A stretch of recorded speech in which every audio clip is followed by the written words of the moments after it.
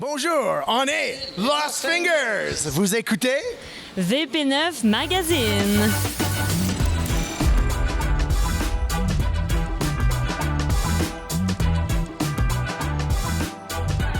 Aujourd'hui, à VP9 Magazine, nous étions au spectacle du groupe de musique T-Buff. De plus, Stacy rencontre les Lost Fingers. Et enfin, on jase cinéma avec le réalisateur Fabrice Tremblay. Vous êtes à l'écoute de VP9 Magazine.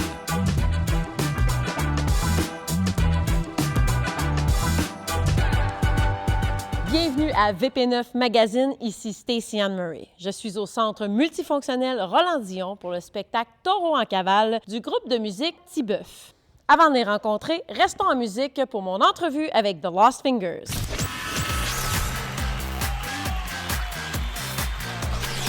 Très contente d'accueillir à l'émission le groupe The Lost Fingers. Bonjour! Bonjour. Bonjour! Allô! Votre groupe est assez populaire, vous n'avez pas besoin d'introduction. Dites-moi, qu'est-ce que les gens ne savent pas à propos des Lost Fingers? Peut-être aujourd'hui qu'on a changé chanteuse encore. Puis fait que ça, c'est Rosalie Roberge qui est notre nouvelle chanteuse.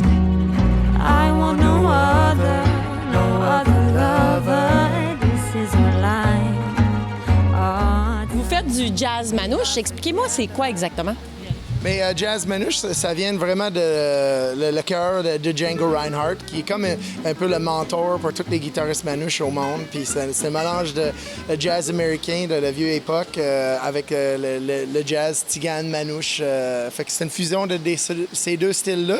Qu'est-ce qui est très particulier que les gens le remarquent tout de suite, t'as pas de batterie, t'as les guitares qui fait le rythme, qui fait la batterie, qui appelle le pompe manouche. Bref, c'est ça le jazz manouche. I've got no roots, but my home was never underground. I've got no roots, but my home was never underground. I've got no roots. I've got no. Est-ce qu'il y a des chansons ou des styles qui sont plus difficiles à transformer pour The Lost Fingers? Bien, je pense que les styles en tant que tels sont pas nécessairement difficiles. Ce qui est difficile, c'est de trouver un arrangement qui est intéressant, peu importe le style de la chanson d'origine. Fait que c'est toujours un défi. Des fois, ça vient plus vite. D'autres fois, il faut le travailler plus. Comme par exemple, je me rappelle à l'époque, on avait fait une chanson de Rush, Tom Sawyer. Puis bon, c'est la batterie qui est à l'évidence là-dedans. Et nous, on n'a pas de batterie, donc qu'est-ce qu'on fait? Fait qu'il fallait... on a mis pas mal d'heures là-dessus. Mais c'est ça, ça crée des choses intéressantes, puis inusitées, puis uniques aussi. Vous pourriez reprendre des comptines pour enfants, par exemple. Ça serait faisable. Oui. Ouais. Ben, on a un projet dans l'air, là, manouche dans ma couche. Mais...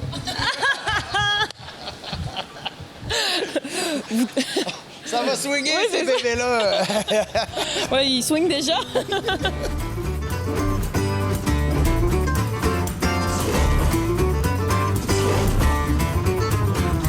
Rat-tail Jimmy was a second-hand hood. Deals out in Hollywood.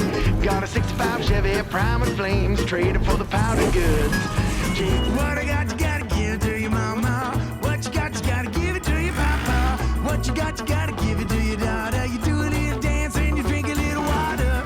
What I gotta get it, put it in you. What I gotta get it, put it in you. What I gotta get it, put it in you. Y a-t-il des reprises en particulier en tant que groupe dont vous êtes particulièrement fiers? Ah, je pense que tout le monde est fier pour des raisons différentes. C'est sûr, le nouveau concept Versus, il y a vraiment les défis qu'on s'est poussé vraiment la barre. You know, said that Miss Tommy, I got blame. I like it boom boom down. Take the man, said that Miss Tommy stab someone down the lane. Votre vidéo B-Session a plus de 4 millions de views. Je veux savoir comment c'était de tourner avec autant d'abeilles. Comment était votre expérience? C'est malade, mais le gars qui a fleur à miel, qui c'est ses abeilles, il est allé conditionner les abeilles. Il, vraiment, c'est un personnage, Gilles Bonneau, là, puis on le connaît bien. Il est vraiment un gars cool, puis il est allé faire jouer la musique pour ses abeilles, qu'ils ne soient pas affectés quand on en arrive, parce qu'il faut rappeler, on était tout en noir. En short?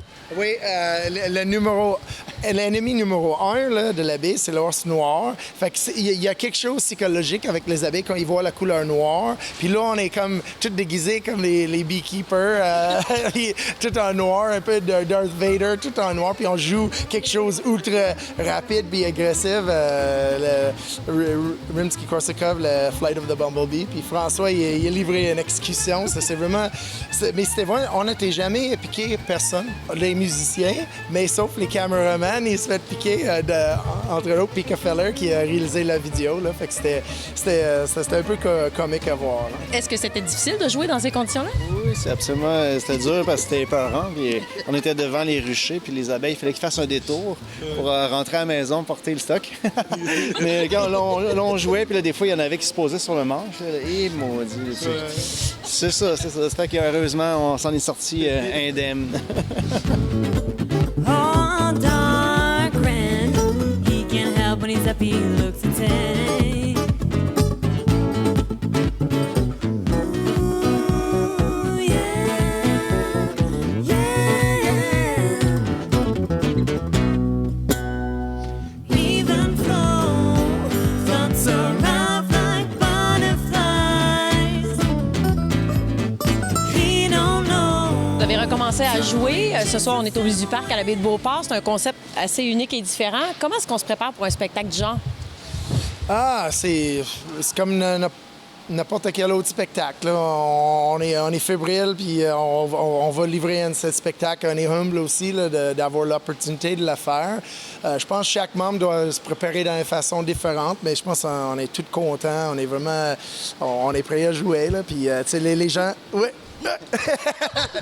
C'est notre cri d'équipe. Ah oui, on se prépare comme ça. Ben, Le monde y embarque avec les klaxons. C'est quand même... vrai, les klaxons. c'est quand même drôle à voir. Là. C'est spécial. Là, What is love? Baby, don't hurt me. Don't hurt me no more. What is love? Baby, don't hurt me. Don't hurt me no Et comment vous faites pour attirer votre public dans les voitures? là, c'est sûr qu'on a changé nos blagues. Là. On fait plus des jokes de char. On essaie d'embarquer les gens. Puis là, ben, au lieu de les faire applaudir, de les faire crier, on les fait klaxonner. Puis on leur dit que c'est pas grave, qu'ils se gênent pas de klaxonner. Puis ben, pour faire justement voter les gens là, pour leur chanson préférée du nouveau concept Versus, on fait clignoter les gens à gauche pour un style, à droite pour l'autre. Puis ils peuvent mettre sur les hazards pour quand ils sont indécis. Fait que ça les fait embarquer. Puis ça fait qu'il y a quand même une communication qui se fait avec le band puis le public. Fait que c'est pas trop froid. Là. L'ambiance est quand même cool. C'est drôle, on a un type de nouveaux fans aussi avec des chars montés. Là. Les Civics, c'est des madouches. Ma douche. The Lost Fingers, merci beaucoup. Et bon spectacle ce soir. Merci, salut. À la maison, sortez votre popcorn. On va parler cinéma avec Gabriel.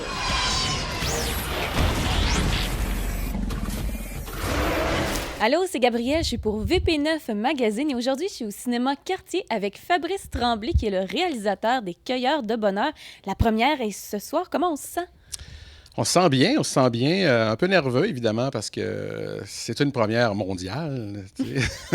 International. Tu sais, quand même, on a commencé à tourner ce film-là en 2015 sur 2 ans, donc 2015-2016. Après, c'est quand même 5 ans de travail, là. Pas tous les jours, mais quand même. Puis, fait que je suis un peu nerveux. J'ai très hâte de voir la réaction du public. Bon visionnement tout le monde. Merci encore d'être là parce que ça part du courage aujourd'hui pour aller au cinéma avec tout ce qui se passe. Merci, bon visionnement. Bonne soirée. Les Cueilleurs de bonheur, c'est un film, c'est un travail de très longue haleine. Ouais. Comment tout ça a commencé pour toi? En fait, c'est en allant cueillir des champignons avec... moi, je les connaissais déjà d'abord et avant tout mes trois mycologues, Sébastien Tremblay, Marcel Lapointe et Pierre Robitaille. Et c'est allant cueillir des bonheurs... En cueillir des champignons... Bien dit, hein? Oui. Ça vend bien Oui, le film. allant cueillir des champignons avec eux autres, que l'idée m'est venue de faire non seulement un documentaire sur les champignons, mais de poser une réflexion aussi sur le bonheur. Le bonheur, pourquoi le bonheur? Parce que je me suis vite rendu compte qu'en allant cueillir des champignons avec eux autres, c'était pas juste une activité de cueillette, une simple cueillette, c'était vraiment une activité de lâcher prise, de communion avec la nature, d'un moment présent. Le moment présent était très important, tu sais, quand tu cueilles des champignons, prendre le temps de respirer l'air, de regarder les arbres, la nature, entendre les oiseaux chanter, puis tout ça, tu sais. Fait que cette communion-là, ce moment présent-là, te fait réaliser que pendant que tu vis ça, t'as pas mal à nulle part, t'as pas faim, t'as pas soif, t'as pas froid, t'es juste bien. Puis ça, être juste bien au moment présent, ben, c'est un peu ça le bonheur. Ce sont toutes ces petites choses-là qui font que quand tu additionnes ça, ben, le bonheur, c'est toutes ces petites choses-là. À un moment donné, j'étais venu me promener dans le bois au printemps. C'était silencieux au bout. On entendait juste les gouttes qui tombaient dans les seaux. Puis comme les seaux n'étaient pas tous remplis égales, on faisait une musique. Touit, touit, touit, touit, touit, touit, touit. Je me suis assis, j'ai écouté la musique. Fait que c'est un peu le flash que j'ai eu. Je me suis dit, il faut... Puis moi, j'adore les films sur la bouffe. Et je me suis dit, je vais les réunir autour d'une table. Je vais leur demander de faire des recettes. Puis avec ce souper-là, moi, je vais poser des questions, puis tout ça, puis je vais les... Puis on apprend à faire les recettes aussi, puis ça donne envie de les faire. Là. Moi, je me suis lancée dans les gnocchis. Oui, c'est vraiment d'excellentes recettes. Ce sont trois philosophes, mais trois personnes épicuriennes, puis vraiment génial de tourner avec des personnes comme ça. J'ai été très chanceux. Bien justement, parlant des personnages, il y a Pierre, Marcel et Sébastien. Oui. Ce sont des personnes que tu connais. Comment tu les as convaincus de participer à ce projet-là? En fait, ça n'a pas été très difficile à les convaincre parce que c'est trois personnes qui n'arrêtent pas de parler. Tu sais. on le remarque dans le film. Non, aussi, mais c'est trois personnes tellement articulées, intéressantes, passionnées par toutes sortes de choses. Puis quand je les ai parlé du projet, ils ont fait comme « Oui, on fait ça, tout de suite. » Tu sais. Je ne leur ai pas dit que j'allais les réunir autour d'un souper. Ça a été fait un petit peu après. Puis ils étaient très contents. Ils disaient « On fait ça, on fait des recettes. » Puis ça, OK, c'est parfait. Tu sais. Puis moi, de mon côté, j'ai préparé des questions. J'ai préparé un questionnaire. J'ai aiguillé, si tu veux, les discussions. Puis ça. Puis là, c'est là qu'à un moment donné, je les ai lancés sur des conversations un petit peu plus houleuses. Tu sais. Ça a commencé en blaguant. Le souper, je pense, ça a duré 4 heures, le tournage de ça. Tu sais. Wow. Alors, en 4 heures, là, ça commençait. Ils se dégelaient tranquillement. Tout ça. Et le bon vin aidant, là, ils ont commencé à parler de choses plus sérieuses. Puis moi, j'enlignais des conversations avec les sujets. Puis tout ça. Et là, à un moment donné, on s'est mis à parler de choses sérieuses, l'amitié, les voyages, la maladie, la mort, tu sais. Et j'avais vraiment les personnes idéales pour faire ça parce que ils sont tellement articulés, ces gens-là.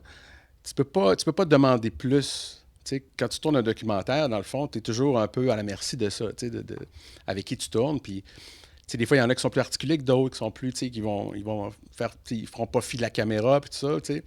Eux autres, ils ont complètement oublié la caméra. On n'était pas là. T'sais, quand tu regardes le film, c'est un peu ça, la grande qualité du film, je trouve. Hein? Complètement. On n'existe pas. À quel point on dit on fait sa chance, mais c'est sûr que il y a un peu de ça aussi, dans le sens que c'est au réalisateur aussi à mettre les gens en confiance. Je suis content de passer ce moment-là avec toi. Vraiment. Sérieux. On le fait pas assez souvent. On ne fait pas assez souvent ce genre de choses-là. Puis comme on s'engueule tout le temps, toi et moi... Qu'est-ce que tu as appris de Pierre, Marcel et Sébastien? Beaucoup de choses, comme, tu vois, Marcel, il a conté un épisode de sa vie avec sa grand-mère, où il l'a vu, à un moment donné, pendant qu'il était en autobus, je sais pas. C'est poignant comme moment. Oui. Je m'en venais ce soir, j'étais dans l'autobus.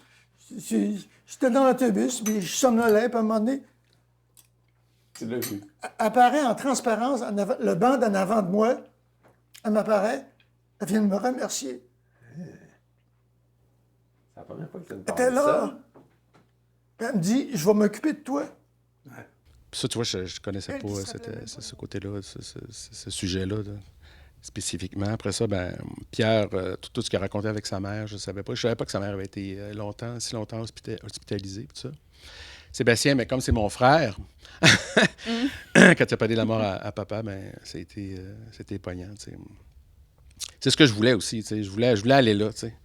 Je voulais les amener dans quelque chose. Je voulais que l'émotion monte, tu sais. Puis j'ai vraiment, tu sais, guidé les conversations dans ce sens-là, tu sais. Puis je suis content du résultat, je suis content de la finalité de tout ça, parce qu'à la fin, on relâche avec quelque chose de plus, tu sais, le bonheur, tu sais. On revient, dans le fond, au sujet du départ, tu sais. Et tout tourne autour de la mycologie, donc la cueillette des champignons.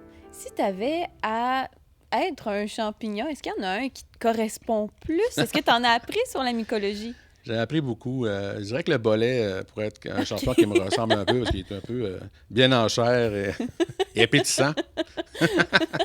Et pour apprécier ton film, Les Cueilleurs de bonheur, est-ce qu'il faut connaître la mycologie? Pas du tout. Pas du tout, parce que dans le fond, on en apprend des choses sur la mycologie, tu sais. Puis Puis je pense que ça vient chercher un peu tout le monde, dans le sens que ils parlent tellement de n'importe quoi, pas n'importe quoi, mais de plein de sujets différents. Puis, tu sais, ils sont capables de... sont animés comme personnes, tu sais.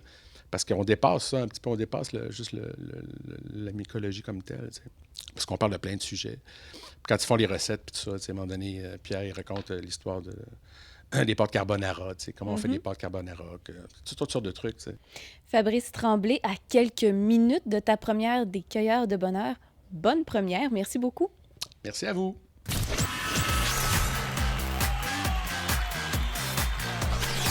De retour avec le groupe de musique T-Buff. Salut les gars. Salut, ça va bien?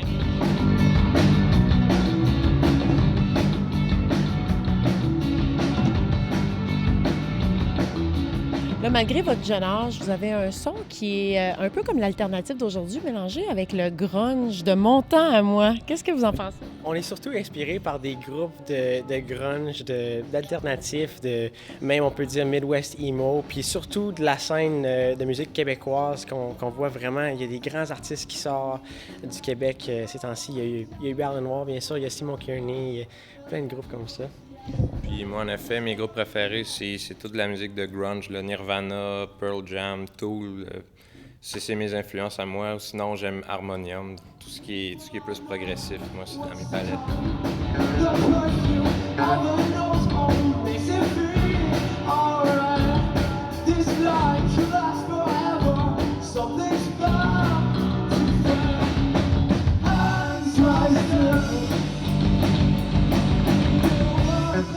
Vous chantez en anglais, est-ce que ça vous attire des fans d'ailleurs? Je pense que oui. On essaye d'avoir un petit mélange des deux, pareil. On essaie d'avoir des chansons en français et des chansons en anglais. Mais pour mon frère et moi, on aime beaucoup parler en anglais. On se sent confortable en anglais. On a été élevés à parler en anglais, à aller à des écoles anglaises en Ontario et en Nouvelle-Écosse. Puis même au Québec, on va toujours à l'école anglaise. Mais on essaie d'avoir la variété des deux. Justement, que visez-vous avec T-Buff à long terme? Au début, on s'attendait pas à grand-chose. C'était vraiment un projet personnel d'essayer de faire notre propre musique. On avait fait beaucoup de covers puis de reprises auparavant. Puis on s'avait dit, on peut sûrement essayer de créer notre propre identité parmi les autres musiciens et parmi d'autres groupes. Puis nous autres, on a des idées, puis on aimerait ça les faire ressortir dans des albums, puis essayer de créer notre propre musique. C'est quelque chose qu'on aime beaucoup. Pour le moment, on a juste un seul album de sortie, Anderson 1, mais on est déjà en train de travailler sur le deuxième. Après le concert, on va commencer à enregistrer. Puis je pense que notre but pour le moment, c'est seulement à chaque fois qu'on sort du nouveau, qu'on ait de plus en plus de personnes qui nous écoutent. Puis on n'a pas vraiment d'objectif à long terme pour le moment, sauf que c'est certain qu'on n'est pas prêt d'arrêter de jouer de la musique. Maintenant, parlez-moi du concept du spectacle de ce soir. Quand on a eu l'idée du show, c'était après la fin du confinement du printemps. Donc on s'est dit, tout le monde va sortir de chez eux, ça va être beau. Mais finalement, il y a eu une deuxième vague, donc malheureusement, on va falloir se remettre dans nos enclos bientôt. Mais juste avant, on espère procurer du plaisir aux gens ce soir. Messieurs, je vous souhaite un très bon concert ce soir. Merci beaucoup. Merci beaucoup, c'est très apprécié.